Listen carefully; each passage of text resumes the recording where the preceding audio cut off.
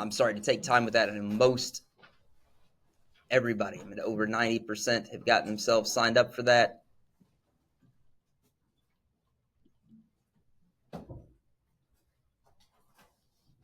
We're going to be doing two things as we work through this today. So first, we're going to recap the death of Artie. Make sure that we're all kind of on the same page. You guys did a really good job with the murder mystery part of it, but we're going to kind of lay out exactly how Artie died before we move on.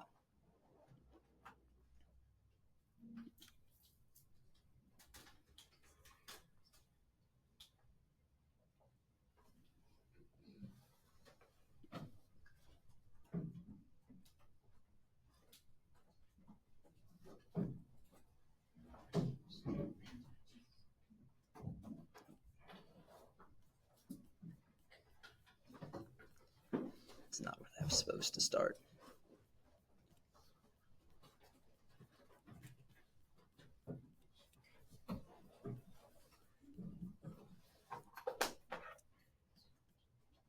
That's where we're supposed to start.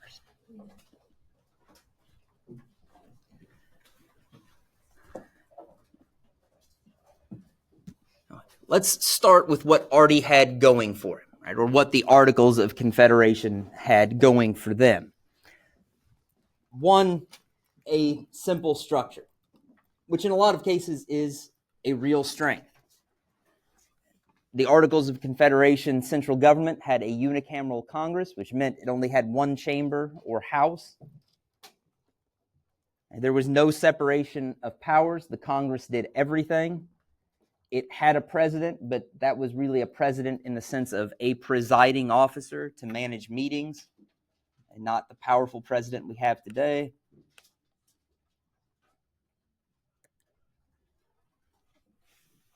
All states had equal voting power. You could, as a state, you could send different numbers of delegates. Okay, there was an acceptable range of the number you could send, but when it came time to vote, each state got to vote all as one voice, and each state got only one vote in any of those decisions.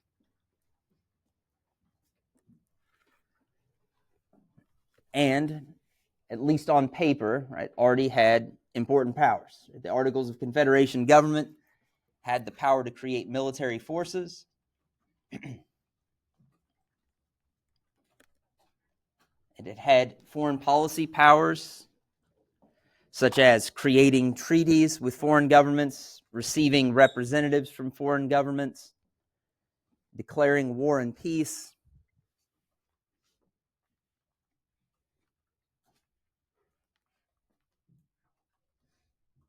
And those powers were supposed to be exclusive to the Confederation government. It was also supposed to have the power to create a monetary system. And it did. I want to be careful when I say supposed to. With the Confederation, as we've seen, you always have the problem between how things are supposed to work as they're laid out on paper versus how they actually worked in the real world. But on paper, the Confederation government was given the power to create a monetary system for the whole country. So a system of currency, paper money, coins, all of that. And it was supposed to also have the power to mediate disputes between the states. If they had a problem, they were supposed to come to the Confederation government for a decision, for resolution.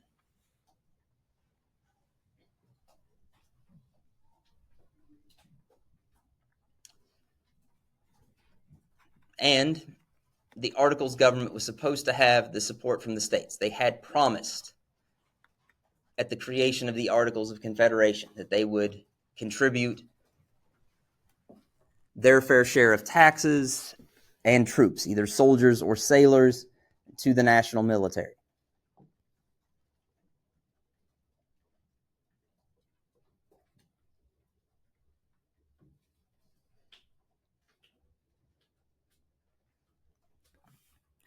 So far, so good. But we have what were called the underlying health problems. One of those was a chronic lack of tax revenue. This was what you saw in your murder mystery as Artie being anemic, because revenue is the lifeblood of any government, and Artie didn't have enough of it. And the problem was the states weren't paying their taxes, and they didn't have to. The Articles of Confederation government had no power to force the states to cough up the tax money.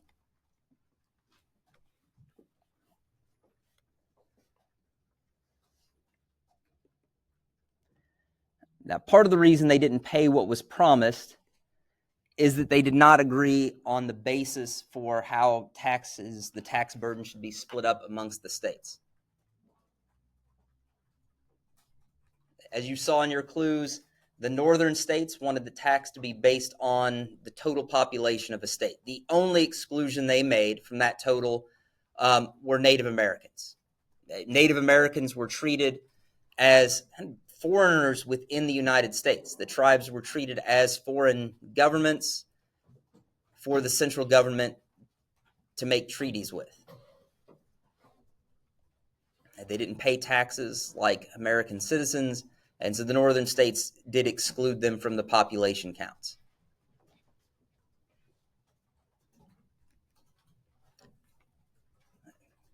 And the southern states did not want to include their slaves in their population counts.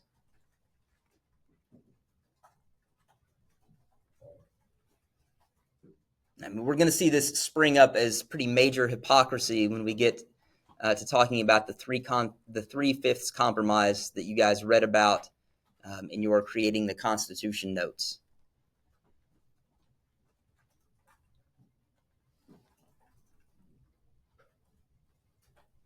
Okay, so be very careful as we get into it to distinguish those. When the slaves being counted could cost the southern states money, they did not want them to count.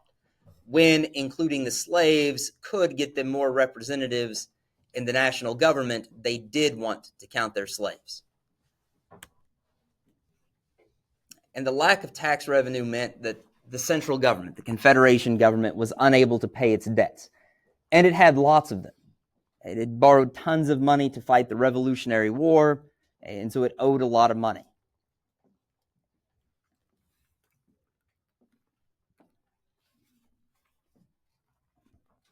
The United States government was seen as an international basket case. And from the 1970s on, countries like the United States have often looked at what are called third world or developing countries as these basket case countries that continually take out new loans from foreign banks or foreign governments and then can't pay them back. But that was the United States in the 1780s. The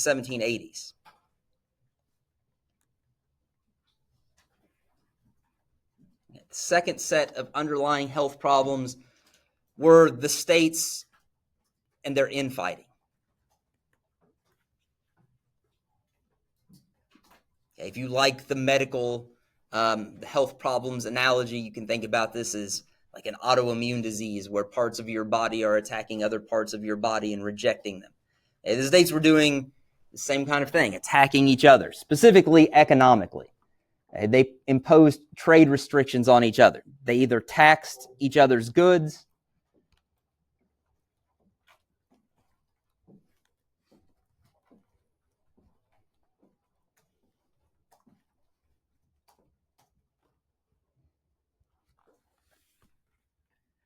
to make goods from other states more expensive compared to goods made in your own state. And in some cases, they actually simply banned some goods from being imported from one state into their own.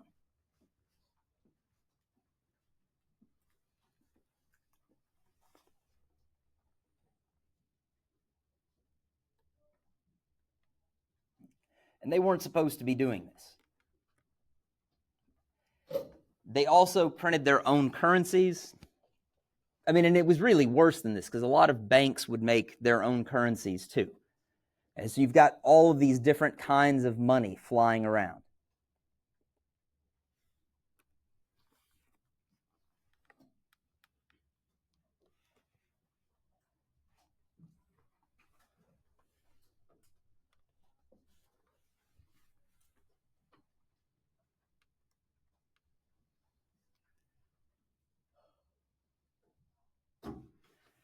Now we're going to shift more to the murdery side of things.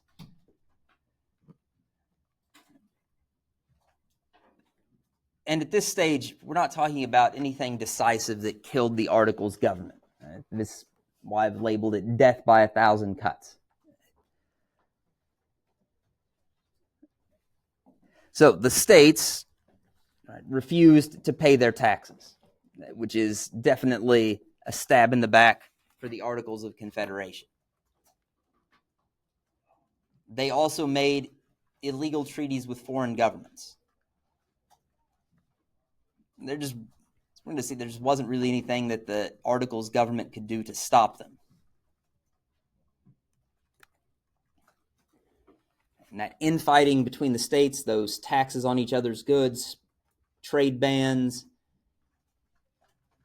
separate currencies, all of that caused economic chaos. One thing it caused is inflation.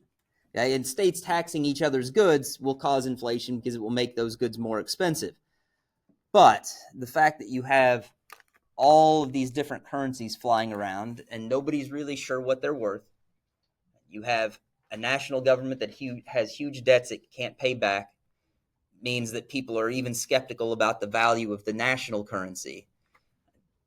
That all causes massive inflation. If Andrew sells shoes and Reagan wants to buy shoes, but Andrew's not sure, what is this South Carolina currency worth? I'm up here in Maryland. I have no idea what it's worth. If Andrew is going to accept Reagan's money at all, he's going to want a lot more of it than Reagan will want to pay, just because Andrew can't be sure what the stuff is actually worth. There was also a credit crunch. And this is tied partly to inflation. Banks don't want to lend money if they are afraid that that money is going to become worth less and less, because then basically borrowers can pay back the loan with cheaper money, and that's bad for banks.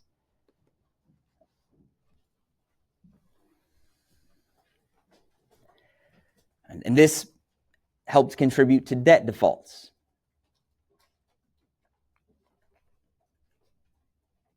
And on the public side of things, we're talking about the national and the state governments, and more local governments not being able to borrow new money to pay off their old debts.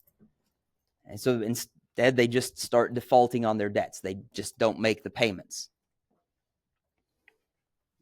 Same thing was happening to businesses and private individuals.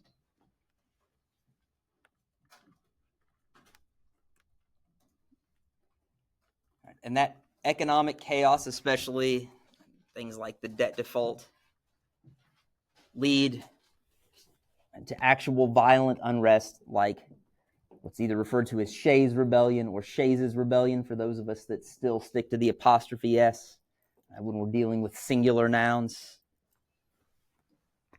Look at that. Was what we call cross-curricular teaching right there. I get a gold star today because I brought in some ELA into a social studies class.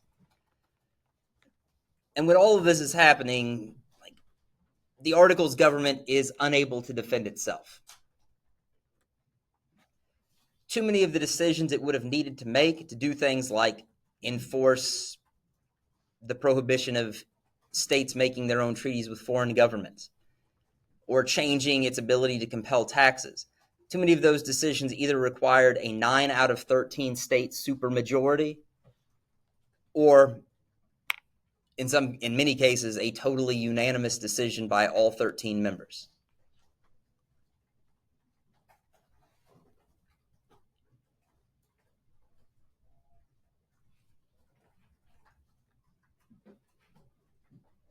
And that just doesn't work. If you want to see a modern example of that, look at the United Nations Security Council. All it takes is Russia or China vetoing something the U.S., Britain, and France would like to do, or vice versa, and they do it to each other all the time. All right, and then we get to what a lot of you identified as the fatal blows.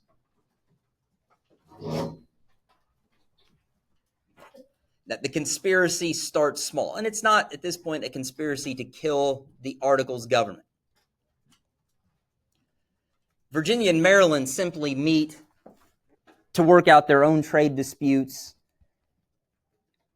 and they just know things haven't been working with the central government solving things, so they're just going to work it out themselves. Bless you. Which they're not supposed to do. But their meeting was pretty successful. So the Virginia Assembly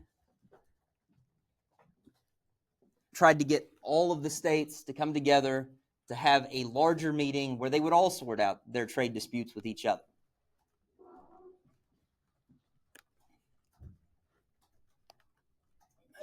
This was the Annapolis meeting. That was the result of Virginia's proposal.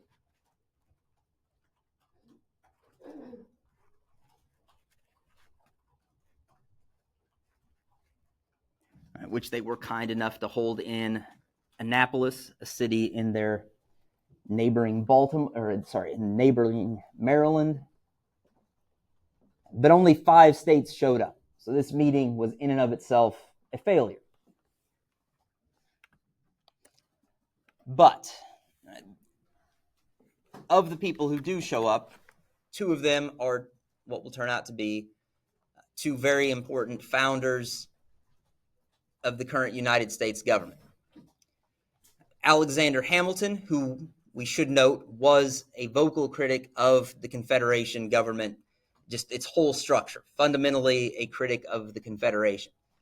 And he's there. It turns out their early color photographs of these gentlemen have recently surfaced, like in the last 10 years or so.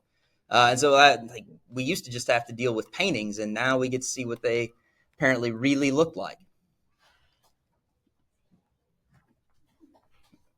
All right, so Hamilton and Madison, called for another meeting, and it's supposed to be of all 13 states.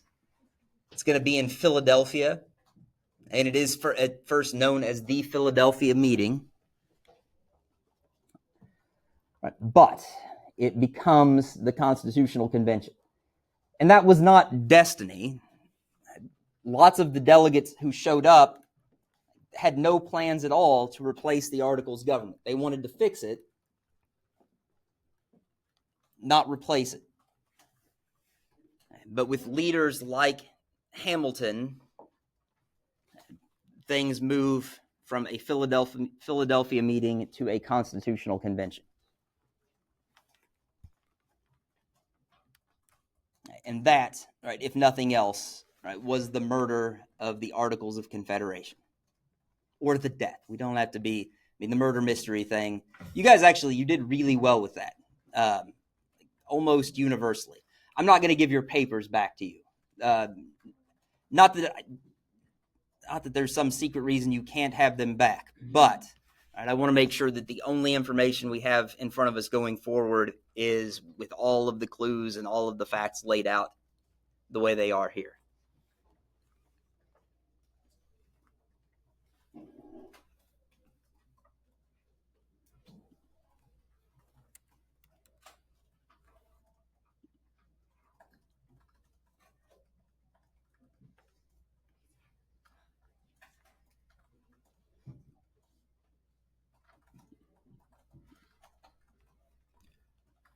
This is going to be where we stop the notes today, and you'll have a few minutes to start on the second thing. And I will put this back up on the screen if anybody needs it later, but I do want to explain what we're doing next.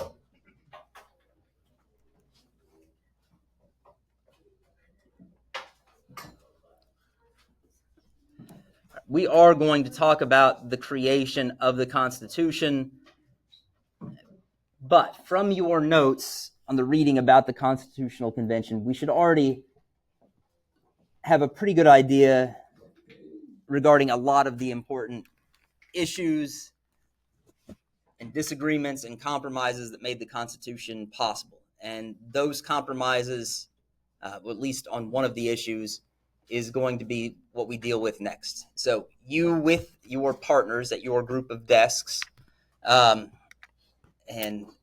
City and Angelin, if you guys want to move to so that you guys aren't just working the two of you, you're welcome to do that. Your groups are going to make 3 political cartoons. One will represent the proponents of the New Jersey Plan, another will represent the Virginia Plan's proponents, and the third will represent the Connecticut or Great Compromise. In all of these political cartoons, you may use text and images. I know sometimes teachers put restrictions and you're supposed to convey everything through images.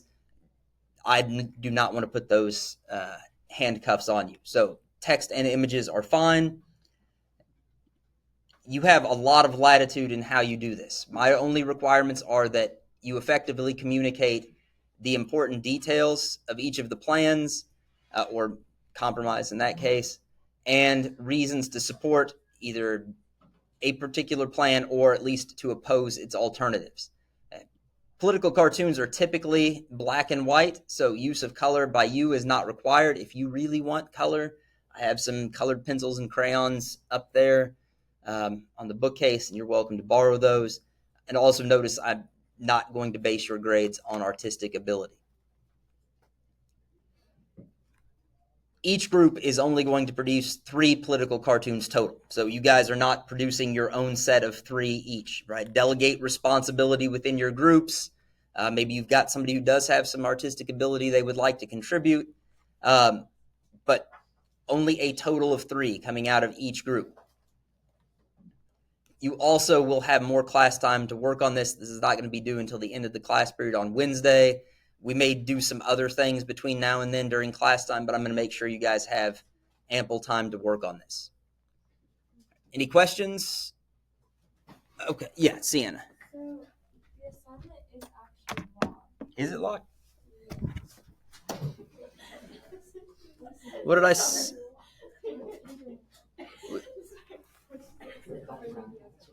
Yes, you may, Saul. Yes, please.